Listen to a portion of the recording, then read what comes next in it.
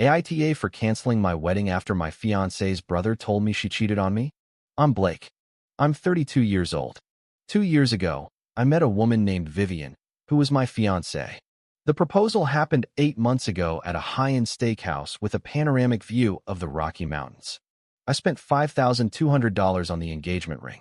Yes, it sounds insane now, but Vivian had been dropping increasingly obvious hints about Tiffany and Cartier for months. She even saved Instagram posts of engagement rings and showed me inspiration photos. When I got down on one knee in front of the entire restaurant, she started crying with joy and was uploading photos and videos to social media before she even said yes. That ring post got more likes and comments than anything else she had ever posted in her life. The wedding planning turned into a massive production that grew more complicated and expensive each week. The venue alone cost $3,100 for a single day at an exclusive resort in Vail that she had seen in a magazine. Her dress was $4,800 and required 3 fittings with a seamstress who flew in from New Mexico. She insisted on a professional photographer, a videographer, and someone with a drone for aerial shots. The catering cost $1,800 because she wanted an organic menu with grass-fed beef and wild-caught salmon. I was funding her entire fairy tale while she contributed maybe $200, money that I had given her myself. But I convinced myself this was normal, that this was what successful men did: work hard, earn well, and spoil the woman they loved. All my married colleagues told similar stories. I thought this was simply the price of having an attractive partner who made you look good. The bachelorette trip to Las Vegas was entirely Vivian's idea. She said she was going with her maid of honor, Ivy, and 2 friends from college. Nothing crazy, babe. Just spas, the pool, and maybe a show, she assured me several times. The trip cost about $900 in total: flights, a luxury hotel, meals, show tickets, shopping, and other expenses. And I paid for all of it. Her friends couldn't afford it, and she said she didn't want to go alone or downgrade the experience to something that wasn't Instagram-worthy. Throughout the weekend, she sent me photos showing the typical bachelorette party activities: group pictures at trendy brunches, the 4 of them lounging by the pool in matching swimsuits, getting massages at a pricey spa, trying on ridiculous outfits in shops on the strip. Everything seemed completely innocent, fun, and exactly what you would expect from a bachelorette weekend. She would call me every afternoon between 2 and 3 p.m., always from the hotel room. She always sounded a bit tired and relaxed from the day's activities, but she never called at night, never when they were supposedly at shows, clubs, or dinners. Honestly, I trusted her completely and never questioned anything. Why would I? I was giving her everything she wanted, planning our perfect future together, and she seemed genuinely excited and happy to become my wife and start our life together. On the Friday night before the wedding, I was staying at the downtown Grand Hyatt because Vivian insisted we follow the tradition of not seeing each other before the ceremony. I was too nervous and excited to sleep, lying there thinking about how perfect everything would be the next day. Our friends and family flying in from different states, the sunset ceremony in the mountains, our incredible honeymoon in Maui that would start the following Monday. At 11:47 p.m., my phone lit up with a text message from Spencer, Vivian's younger brother. Spencer and I had exchanged maybe 50 words in the 2 years I had known Vivian and her family. He was 26, worked in construction, and lived in a completely different world from Vivian's carefully curated Instagram lifestyle. She always seemed a little embarrassed by him when she was around her more sophisticated friends, as if he didn't fit the polished, high-end image she tried to project. But the few times we interacted at family gatherings, Spencer struck me as a completely honest, straightforward guy, with no drama or games. His message was short and to the point. Bro, you need to know something before tomorrow. Ask Vivian what really happened on her Vegas trip. You deserve so much better, and I can't stay quiet any longer. I stared at that message for at least half an hour, reading it over and over. My first impulse was to think he had maybe gone out, had too much to drink, and wanted to stir up some baseless family drama. But Spencer wasn't that type of person. He was, in fact, the most sincere and no-nonsense member of Vivian's entire family. If he was contacting me at almost midnight on the eve of his own sister's wedding, it had to be for something truly serious. What could have happened in Las Vegas that was so bad his own brother felt the need to warn me right before we got married? I tried calling him right away, but it went straight to voicemail. I sent him 3 different messages asking him to explain, begging for more details, but got no response. There I was, in a $400 a night luxury suite, surrounded by groomsmen gifts and the detailed wedding day schedule, and I suddenly felt like I was going to be sick. I spent the rest of the night replaying every conversation I'd had with Vivian about her trip. How she always called during the day, but never at night. How she always sounded exhausted, as if she wasn't getting any rest. How she insisted the trip was calm and relaxing, but in the photos, she looked visibly tired. By 4 a.m., I was literally pacing the room like a caged animal, checking my phone every few minutes, hoping Spencer would reply. The ceremony was set to begin at exactly 5 p.m. We had 190 confirmed guests, including some who had flown in from 3 different states, taking time off work and spending money on tickets. My parents had driven up from Colorado Springs and were staying at a nearby hotel. Vivian's mother had flown in from Phoenix and had been texting me all week about how excited she was. The final bill for everything was around $7,000 for a single day, and I had this horrible feeling that it was all built on lies and deceit. At 8 a.m., I couldn't take it anymore. I called Vivian, desperately hoping that Spencer was wrong, that this was all a misunderstanding. She answered after 2 rings, as cheerful and bubbly as ever. "Good morning, handsome. Are you excited? I can't believe we're actually getting married today. It's going to be the most perfect day." For a moment, I almost convinced myself that Spencer was just trying to cause drama for no reason. She sounded completely normal, genuinely happy and excited, but I needed to know the truth, regardless of the consequences. "Vivian, I need to ask you something important before today. What really happened during your bachelorette party in Vegas?" The silence that followed was deafening. Not a sigh, not a background noise, nothing. Just absolute silence that seemed to last an eternity. Finally, after what felt like minutes, she said in a quiet, careful voice, "What exactly do you mean by that question?" "Spencer texted me last night. He said I should ask you what really happened in Vegas before we get married today." There was another long pause that made my heart pound, and then her tone shifted completely, losing all the cheerful, sweet energy I was used to. "Spencer doesn't know what he's talking about. He's just trying to cause problems and drama for no reason. So absolutely nothing happened that you need to worry about. Nothing important or significant," she said. But I immediately noticed her choice of words. Nothing important. She didn't say nothing happened. She said nothing important or significant. It was then that I heard other voices in the background of her hotel room. Several female voices arguing, growing more agitated. And suddenly, Ivy's voice came through the phone with complete clarity. "Tell him the whole truth, Vivian. You can't keep lying about this. He deserves to know." My stomach dropped to the floor. Ivy obviously knew something serious. Whatever had happened in Las Vegas, her maid of honor and best friend was aware of it and believed Vivian needed to confess everything immediately. "Tell me what exactly?" I asked, my voice trembling. Vivian was silent for several seconds and then said, "It's not what you're thinking. It didn't mean anything." "What exactly didn't mean anything?" "I accidentally ran into someone I knew from college one night when we were out. We chatted and caught up on old times. That was all. You don't lie to your fiancé about running into an old friend. Your brother doesn't warn you about innocent conversations, and your maid of honor doesn't demand you confess if it was just something meaningless. Did something physical happen between you and this person?" I asked directly. "No. God, no, Blake. It wasn't anything like that." "Then what was it exactly? Help me understand." A very long pause. "We talked about old times, and maybe we kissed a little. I was really tired and I made a stupid mistake. It didn't mean anything to me. I felt like I'd been punched in the chest with a steel fist." She had kissed another man 3 weeks before our wedding in Las Vegas, and then came home pretending nothing had happened while I planned our honeymoon and finalized every detail of the event. "Is there anything else I need to know?" I asked, dreading the answer. "No, I swear that was it. Just that one stupid, meaningless kiss." I regretted it right away.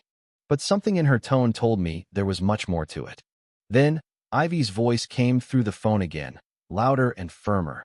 "Tell him about the hotel room, Vivian. Tell him about all the text messages you've been sending." "What room? What messages?" I asked, my voice rising. Vivian's voice broke. Blake, please, just let me explain everything in person when we see each other. I hung up immediately and drove to her hotel as fast as the law would allow. It wasn't the Grand Hyatt where I was staying, but a modern boutique hotel downtown, $500 a night, chosen because it had to look perfect on Instagram for her getting ready photos. I stormed into the lobby, went up to the 9th floor, and went straight to room 923. I knocked once hard. Ivy opened it instantly. She was in a white robe, her hair still in curlers, with no makeup, looking exhausted, as if she hadn't slept in days. She's on the balcony, she said without a greeting. And Blake, she's been lying to you about a lot more than just an innocent kiss. I found Vivian outside on the small balcony, still in her pajamas, holding a coffee cup with trembling hands. She couldn't even look me in the eye as I sat down next to her. Start talking right now, I said firmly. The whole, complete truth, no more lies. She took a deep, shaky breath before she spoke. His name is Nolan. I dated him junior year of college, for about 8 months. He was in Vegas that same weekend for a friend's bachelor party. And how did you supposedly run into him by chance? It wasn't exactly a coincidence. He had messaged me a few days before the trip. He said he saw on my Instagram story that I was going to be in Vegas that weekend. I felt my heart sink even further. So, you planned to meet up with your ex-boyfriend during your bachelorette party? It wasn't planned like that. I just thought it would be harmless to grab a quick coffee, catch up like old friends, and see how he'd been doing since college. And what happened after that harmless coffee? She was quiet for a long time, staring at her hands and shifting nervously. We ended up going to his hotel room to keep talking in private. There it was. The truth I already feared but didn't want to accept. Did you sleep with him, Vivian? No, she answered quickly, defensively. I swear on my life I didn't sleep with him, but we did kiss for a while, and I ended up staying the whole night. I felt the world spinning out of control. You spent the entire night in your ex-boyfriend's hotel room 3 weeks before our wedding? I fell asleep on his couch because I was exhausted, she said, becoming more defensive. Nothing else happened after the kiss. When I woke up the next day, I felt horrible and left right away. And the other nights? You were in Vegas for 4 full days. She started crying harder. I saw him 2 more times during the trip, just for dinner to keep talking. Nothing physical happened after the first night. I swear on everything I love. I looked at the woman I was supposed to marry in just 7 hours. She had spent 3 of the 4 nights of her bachelorette party with her ex-boyfriend. She had lied to me for 3 weeks while I planned the most important day of our lives. And still, she was planning to walk down the aisle, look me in the eye, and promise me eternal love without telling me any of this. Why didn't you tell me any of this when you got back from the trip? Because I knew you would react exactly like this. I knew you would blow it all out of proportion and ruin our wedding. Blow it out of proportion? As if spending 3 nights with her ex-boyfriend right before our wedding was a minor detail or a simple, innocent mistake. Did you sleep with him or not? I asked her one last time, looking her directly in the eyes and demanding the complete truth. She met my gaze and said, I did not sleep with him, Blake. But to be honest, a part of me really wanted to. That last sentence destroyed what little was left of my heart and my trust. Not only had she cheated and lied to me for weeks, but she was also admitting she still had romantic feelings for another man while planning to marry me and spend the rest of her life by my side. I stood up and went back inside the room. Ivy was standing by the door with a serious, grim expression. There's something else you need to know, she said quietly. What do you mean? She's been texting him constantly since Vegas, every single day without fail. I saw all the messages yesterday when she left her phone unlocked in the bathroom. I felt my reality crumbling. What kind of messages? The kind where she's telling him she misses him terribly, that she's completely confused about her life, that maybe she's making a huge mistake by getting married. I looked out at the balcony where Vivian was still crying over her coffee cup. Why are you telling me all this? I asked Ivy. Because you seem like a good person who deserves honesty and respect, and I can't stand by and watch her destroy your life when she isn't even sure she wants to be with you. I left the hotel without saying another word to Vivian. I got in my BMW and drove straight to the wedding venue in Vail, about 2 hours west of Denver, through the mountain roads. When I arrived, vendors were already in full preparation for what was supposed to be the happiest day of my life.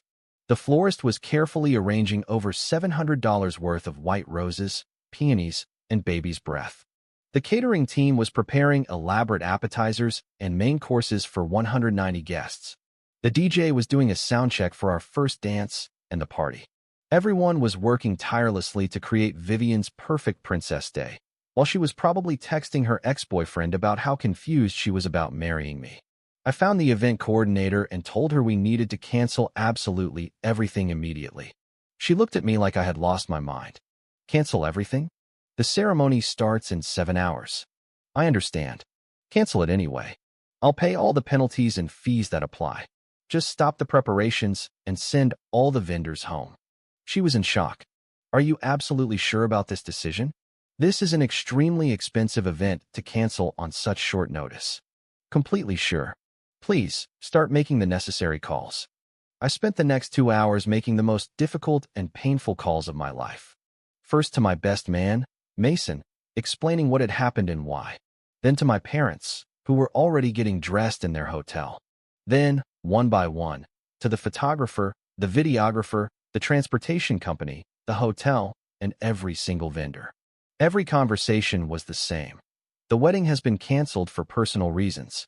Please send me the final invoices and cancellation fees. By 2 p.m., the news had already spread through both families and our circle of friends. My phone wouldn't stop ringing with confused, concerned, and furious calls. Vivian called me 23 times in just 1 hour. I didn't answer a single one. Around 3 p.m., some guests began to arrive at the venue. Despite our attempts to notify everyone, I had to stand in the parking lot and personally explain to about 60 people that the wedding would not be happening. Most were understanding. Some were genuinely angry about having spent money and taken days off for nothing. Vivian's mother completely lost control and screamed at me in front of everyone, accusing me of publicly humiliating her daughter and wasting everyone's time and money. Throughout all that chaos, I could only think of one thing. Vivian had been texting her ex-boyfriend every single day since Vegas. While I was paying for her dress, her ring, her lifestyle, and planning our future, she was telling another man she missed him and had doubts about our relationship and marriage.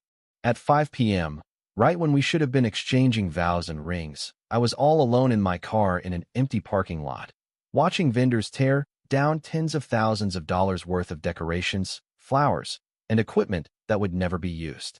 It was then that I understood that Vivian had not only cheated and lied to me, but she had used me in the most calculated way possible, taking advantage of my money, my stability, and my genuine love, all while maintaining an emotional and possibly physical relationship with another man, all the while doubting if she even wanted to marry me.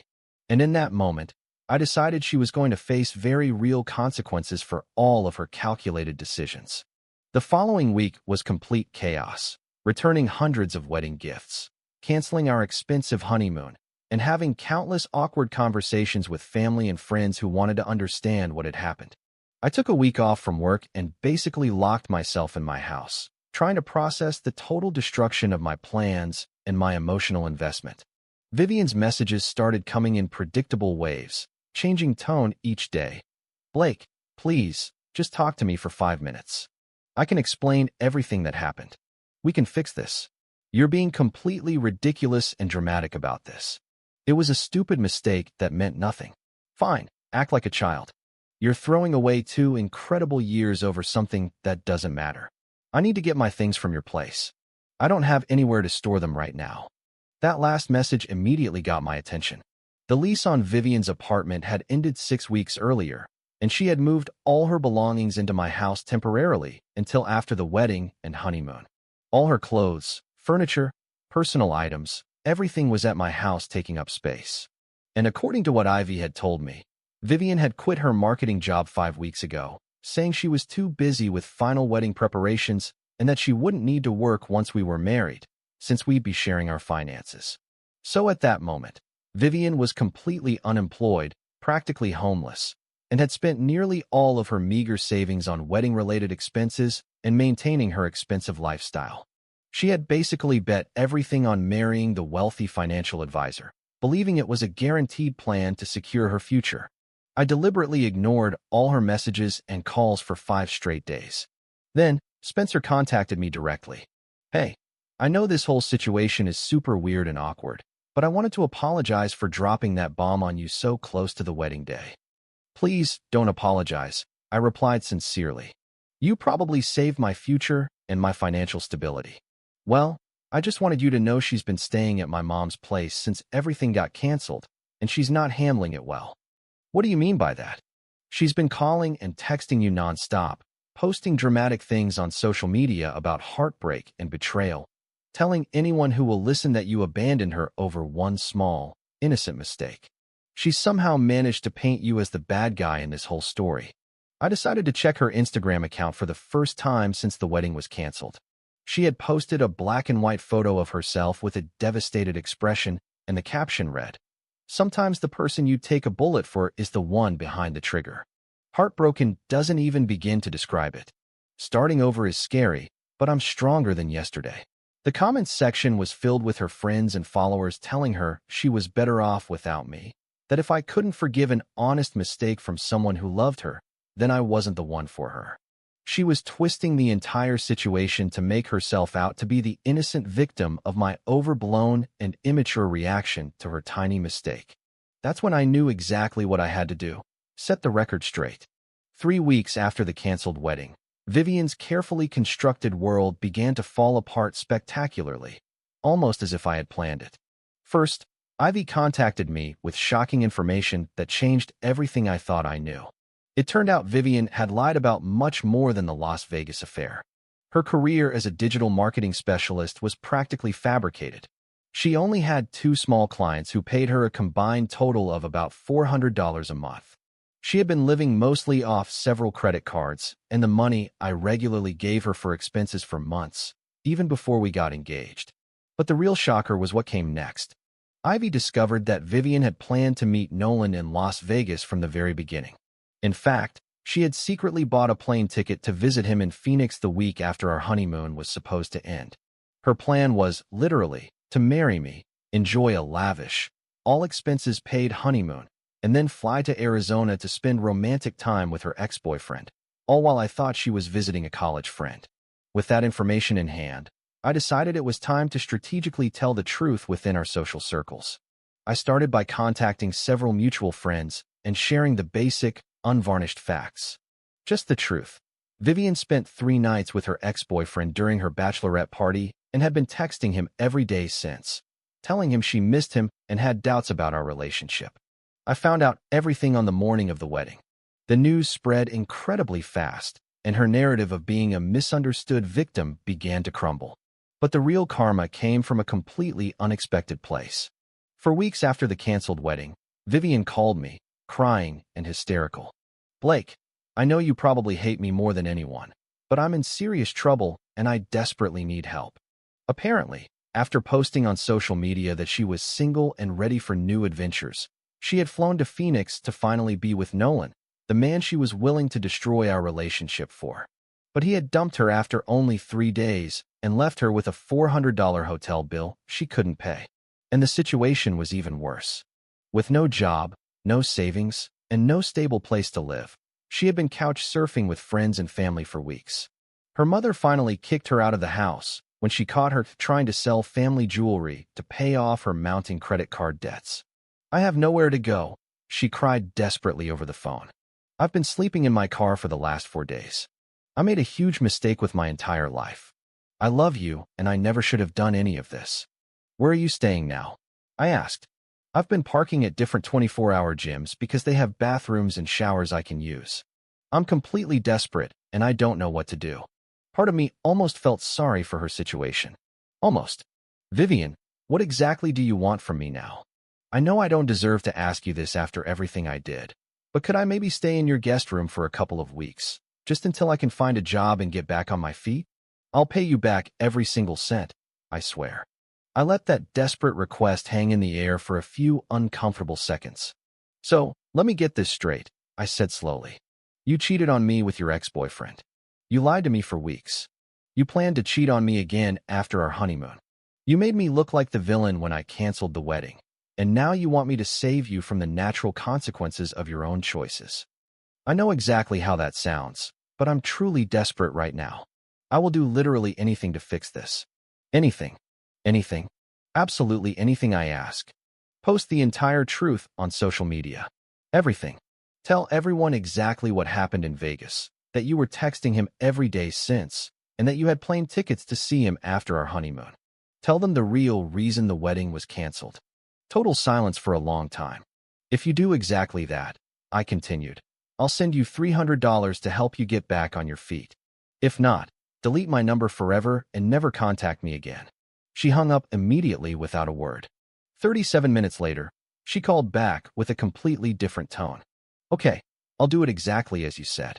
That same night, Vivian posted a detailed, public confession on Instagram, admitting to absolutely everything. The Las Vegas affair, the lies, the daily texts, the tickets to Phoenix, every single detail. She ended the lengthy post with, Blake deserves so much more than what I gave him. Our wedding was canceled because of my decisions and my dishonesty, not because of anything he did wrong. I am truly sorry to everyone who was caught up in my selfish mess. I sent her the promised $300 via wire transfer, but I didn't take her back or let her stay at my house. 8 months later, I heard from Spencer that Vivian had moved back in with her parents in Phoenix and had found a job at a customer service call center, earning about $32,000 a year. Nolan never contacted her again after that disaster in Arizona. She's still single, posting sad quotes about lost love and second chances, and apparently in serious financial trouble.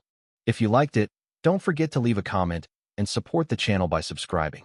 See you in the upcoming stories.